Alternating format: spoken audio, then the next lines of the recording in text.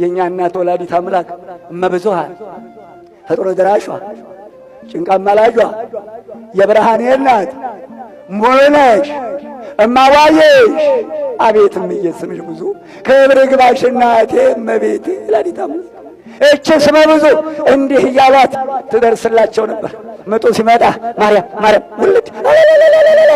ወለደች። ወዲያው ገና ሲወጣ የእምዬን ድምፅ ይሰማል።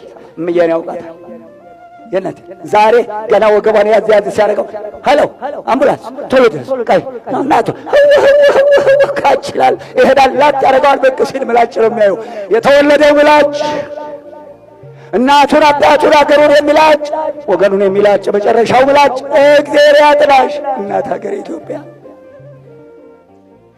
ወልደውባታል፣ አምጠው ወልደውባታል። እናቶች ታጣቅመውባታል። ታደሉ